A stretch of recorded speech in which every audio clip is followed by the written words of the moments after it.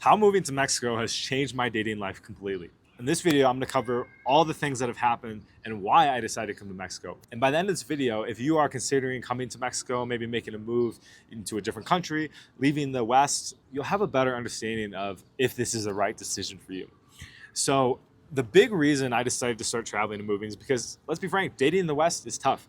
It's not easy. The climate's different. It's not like what it used to be 40, 50 years ago where you could actually go up and talk to people. There's not much culture and soul in the US anymore. This is unfortunate, sad truth, but one of the biggest places in the world, it's basically work, Netflix, partying. There's not much there to it. And so I was putting a lot of work cold approaching. That's where I started to learn.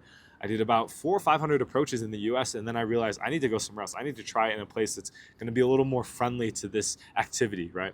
Where it's not going to be looked down as such taboo. And I never really got too many bad approaches or reactions, I would say, in the States. So it wasn't like I was going up and people were putting me on TikTok and, calling the police or anything. But I just didn't feel the connection that I wanted to. So I first went to Poland, and that's where I started my cold approach journey. And I found huge gains there, man. It was like so many more people were doing it. There was a culture around it. Girls are really open to it and smiling and receptive versus the States. Sometimes they weren't as, keen on it. And eventually, though, I came back and I went back to the States for a couple months. And then I decided to move to Mexico, and that's where I met Jaron. He invited me down to live with him. And I'm like, heck yeah, man. Like, I think this is going to be awesome. I didn't know what Mexico was like, and I had a lot of, hesitations on it from the media I've consumed. But I got down here, and we live in Polanco, and it's just super nice area, right? There's like really nice stores everywhere. Like, it's funny, there's like 3 malls right next to each other. And one of the malls has like the Gucci, Cartier, Fendi, all the really nice stores. And I'm just like, okay, this isn't what I thought it was going to be. I'll be frank, we're in a bubble. But that's where we would invite you guys to come down and check out if you are coming to Mexico City. I'm in Condesa right now, Parque Mexico. This is a great spot for cold approach, great spot for meeting people, meeting women. It's a vibe here. This is a little more kind of like a hipster area. So Polanco is very like bougie and it's very old money. There's a lot more expats, a lot more foreigners, and you're gonna find a lot more people here that speak English. So it's really good to come down if you're wanting to do cold approach and stuff, but maybe not quite comfortable doing it in Spanish. And to be frank, you don't have to. Like, I use Google Translate for like the first 8 months being here in Mexico. I could say like 3 words in Spanish. And then I started taking classes and stuff. So I can do it in both places, but you don't need to know Spanish fluently to begin dating here in Mexico. So that was one of probably the first thing that I really liked, is that I was able to find connections with people, deeper connections than I had in the States, with people that spoke English, with people that I couldn't even understand, and we had to actually use a phone to talk. So a lot of girls, I dated a girl for 8 months, and we just basically texted while we were together. Eventually it started to get old and not fun, but it worked, right? And we developed the connection. And so that was like a huge eye opener, right? I think a lot of guys come down here and they realize like women actually look at them with attraction. They are attracted to them. They like them. They like talking to them. That was something that had been missing from my life for most of my life, is that I really didn't have connection for a long time with women and other people, really, because of how social media has taken over and how easy it is to just watch TV at night. Like, I wasn't socializing as much in the States as much as I wanted to, and it was a part of me that felt really like it was missing. So to come down here and be able to start talking to people and going out on dates and really connecting in a way I never had gotten to, it was really, really refreshing. I'm very grateful for it. It's given me a new life and a new perspective and a new reason just to be alive, as maybe cliche as that can sound. The second reason is that the climate here is unbelievable, guys. It's holy shit. Freaking March right now, and it's a beautiful sunny day. I'm in shorts.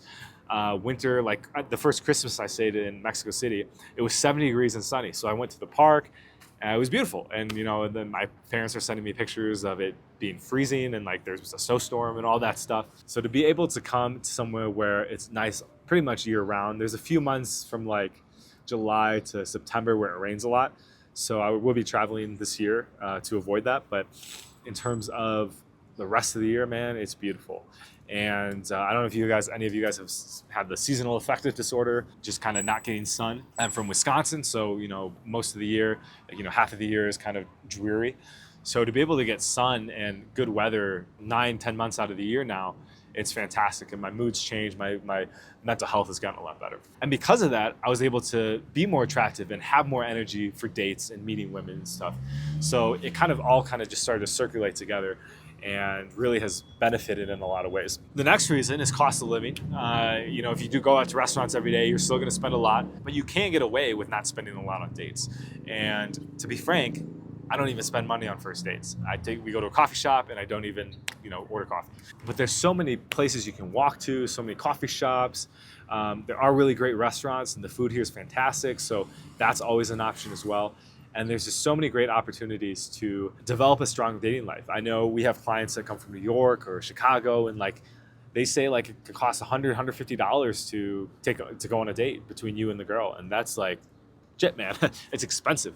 And so it almost seems like a lot of people are just working to have the money to be able to date, right? But they're working so much, so it's just kind of a negative cycle. Here, you need to make about probably 5K is going to get you real good here. They have Amazon here as well, so you can get stuff shipped. So quality of living here stays very high. And that, again, has fed into my dating life and being positive and enjoying it, right? And really the main thing is that it's really easy to approach. It's really easy to go up and start talking to women and ask them out and go on a date. And as long as you, develop the right energy. Of course, there's some days where I'm not in the best energy and I don't have the best approaches, but there's other days where I'm feeling really good and really positive and I have a good energy, and then the approach goes really well, and you'll get girls asking for your number, right? So it's so different from the West, where you're not going to have that intense kind of maybe liberalism and all that stuff. Here there's a lot more traditional values, so they really value a man being a man and going up and introducing themselves and kind of going for what he wants. You can really succeed here and excel in your dating life a lot faster than I believe in the States.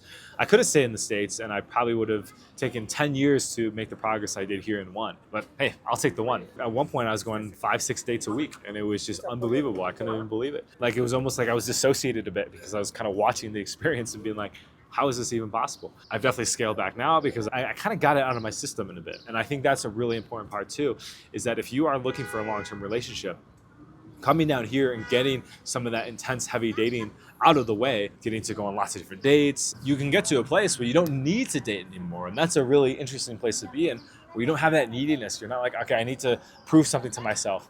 You can kind of start to move on in other areas of your life.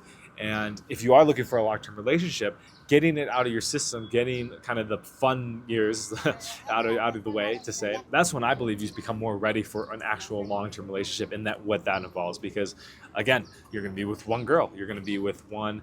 I mean, if that's, some people want the one-way monogamy, but for me, I want the actual both-way monogamy. One person. Not craving dating anymore is really going to help me be able to have that and be content with it. And instead of what happens in relationships, sometimes you get bored, and that happens. But because I know I don't need to go date anymore, I still want to, but I don't need to, then I'm going to be a lot more available and present in that relationship. Also, knowing that, hey, look, I can go out if this relationship doesn't work. I can go out and meet more women and have a new relationship relatively quickly. Versus in the past, it would be like, okay, I'd meet one girl and it'd be like, okay, this is it. If I lose her, I'm screwed for another 10 years, right? So this really coming down to a place where dating is in abundance, it's really going to help with that one-itis. And I think a lot of guys have that one-itis. A lot of guys struggle with getting attached to that girl. And hey, no judgment, man. I've dealt with that plenty, right? And I actually was able to work a lot on it here because there was a couple girls where I got really attached to. And of course it didn't work out because I got too into them. And I had to sit with that and process through that of why that happened, what in my past led me to need her validation so much. And because of that, now I really don't get one-itis anymore. And it's weird to say, but it's true. It's pretty cool. If I meet a girl, I kind of go in with the expectation that this could work, but this could also not work. Instead of before, where it was like, this has to work. And because I don't have that neediness energy, one, the relationships tend to go better anyway. And two, I just suffer less. I'm less emotional in my head. I don't think about her all the time. And this is just a huge relief. So a huge benefit of being in Mexico is overcoming one-itis. Another thing that I forgot to mention is that people are a lot more friendly here. People are generally happy, and they're happy to talk to you, men and women. You'll find that developing a social life is a lot easier than maybe it was in the States. And you will be able to develop some deeper connections that with people that are kind of more like-minded, right? More like-minded like you. They embrace the traveler's journey. They understand dating, or they have it be a part of their lives. they get what we're kind of talking about here on this channel and what you obviously understand as well. Like they just understand it. And so being around people that kind of get where you're at, it does a lot for your self-confidence and for your just peace of mind, really, knowing that you're not alone on this journey. Finally, I'll say, the women here are really beautiful. They're really sweet. A lot of them take care of themselves. They go to the gym. They're sexy, man. It's something that I did not expect. I never really had been around Mexican people before, besides like when they were like janitors at my school or whatever. But besides that, like all I knew was the stereotypes from movies and stuff. And so coming down here and actually starting to see, oh wow, Mexican women are freaking beautiful. That was pretty nice. And it helped the process for sure, and helped me want to keep dating, because I was like, okay, this is awesome. Like I get to date these beautiful women. Like how sick is that? Thank you, universe. So guys, with that, those are just a few of the ways.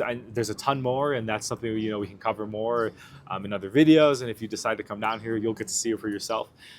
If you are on the fence about coming to Mexico, or starting to and moving out of the States or somewhere in the West to date, I cannot recommend it enough. I think it'll be great for your personal development. It'll be great for just having a new perspective on life, your well-being, your mental health, your wallet, your bank account, especially if you can get a remote job, or if you're living on savings too, that can work.